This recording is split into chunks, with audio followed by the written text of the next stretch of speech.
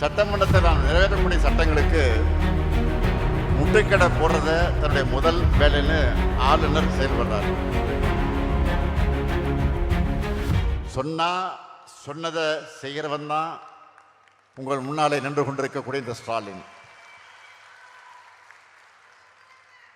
பொருளாதாரத்தை உயர்த்துவோம்னு சொன்னேன். இன்னைக்கு நம்ம தமிழ்நாடு தான் 11.19 விழுக்காடு வளர்ச்சியோட இந்தியாவிலேயே பெஸ்ட் மாநிலமா இருக்கு.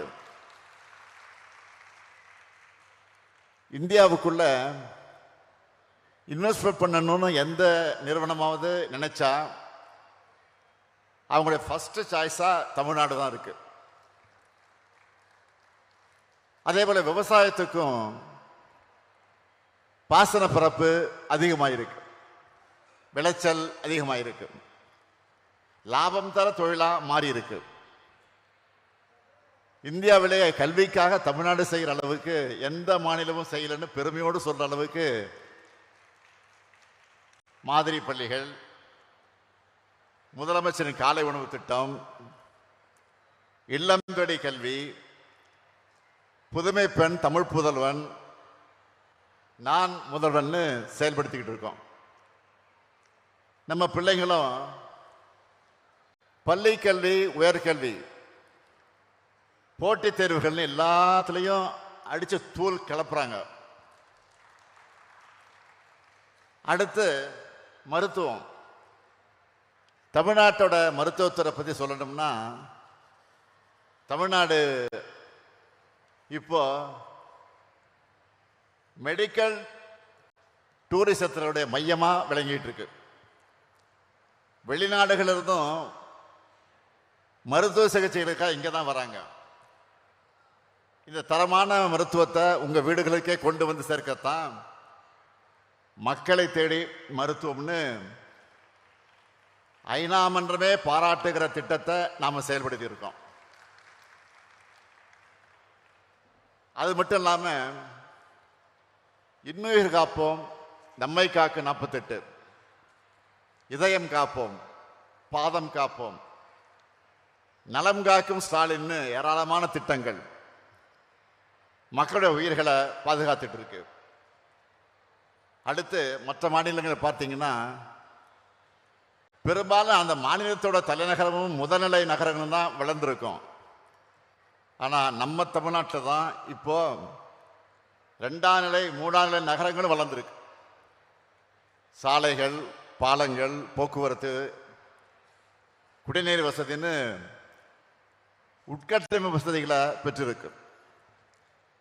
நகரங்கள், பேருந்துகள் மட்டும் இல்லை, கிராமங்களும் வளர்ந்துருக்கு.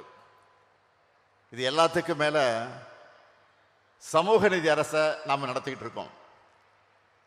ஆதி திராவிடர்கள், மிகவும் பிற்படுத்தப்பட்ட மக்கள், சிறுபான்மை மக்கள், மாற்றுத்திறனாளிகள், திருநங்கையர், விளிம்பு மக்கள் எல்லாருக்கும் பார்த்து நம்ம செஞ்சுக்கிட்டு இருக்கிறோம். அதுவும் இது எல்லாத்தையும் எந்த சூழலில் நம்ம இதை சாதிச்சு காட்டியிருக்கிறோம். நம்ம ஆட்சி பொறுப்புக்கு வந்தப்போ கொரோனா என்ற கொடுமையான பாதிப்பு உச்சத்தில் இருந்துச்சு. நல்லது எதுக்குமே ஒத்துழைக்காத, தமிழ்நாட்டுக்கு தமிழர்களுக்கும் எதிராக மட்டுமே சிந்தித்து செயல்படக்கூடிய பாஜக அரசு தொடர்ந்து ஒன்றிய அரசில் இருக்கு. ஆட்சி பொறுப்பில் இருந்தப்போ தமிழ்நாட்டு உரிமைகளை எல்லாம் ஆமாசாமி போட்டு அடகு வச்ச அதிமுக இப்போ எதிர்கட்சி ஆனதுக்கு பிறகு உண்மைக்கு புறம்பான போலி செய்திகள் எல்லாம் உருவாக்கி அவதூறு செஞ்சுக்கிட்டு இருக்கிறாங்க, பரப்பிட்டு இருக்கிறாங்க. தமிழ்நாட்டுக்கும் ஒன்றிய அரசுக்கும் பாலமா இருக்க வேண்டிய கவர்னர், ஆளுநர் என்கிற அந்த பொறுப்பில் இருக்கக்கூடியவர் என்ன பண்றாருன்னா உங்களுக்கே தெரியும். உங்களுடைய எண்ணங்களை பிரதிபலித்து சட்டமன்றத்தில் நான் நிறைவேற்றக்கூடிய சட்டங்களுக்கு முட்டுக்கடை போடுறத தன்னுடைய முதல் வேலைன்னு ஆளுநர் செயல்படுறார். இத்தனையை மீறி மக்களான நீங்க எங்க கூட இருக்கிற காரணத்தால் தான் 2021 கொடுத்த 505 வாக்குறுதிகளை 404 வாக்குறுதிகளை நிறைவேற்றி இருக்கிறோம். இந்த சாதனையை செஞ்சது திராவிட மாடல். ஒன்றிய அரசு நிதியை தர மறுத்தும் புறக்கணிச்சும் அவங்க வெளியிடக்கூடிய புள்ளிவிவரங்கள் எல்லாம் தவிர்க்க முடியாத அளவுக்கு முதலிடத்தில் இருக்க சாதனை செஞ்சது நம்ம திராவிட மாடல் அரசு. செய்திகளை உடனுக்குடன் தெரிந்து கொள்ள கீழ்கண்ட கேபிள் மற்றும் டிடிஎச் நெட்வொர்க்குகளில் எம்நாடு செய்தி தொலைக்காட்சியை காணுங்கள். பாதகம் செய்பவரை கண்டால் நாம் பயம் கொள்ளலாகாது பாப்பா. மோதி மிதித்து விடு பாப்பா, அவர் முகத்தில் உமிழ்ந்து விடு பாப்பா. அண்மை செய்திகளை உடனுக்குடன் தெரிந்து கொள்ள இணைந்திருங்கள் எம்நாடு தொலைக்காட்சியுடன்.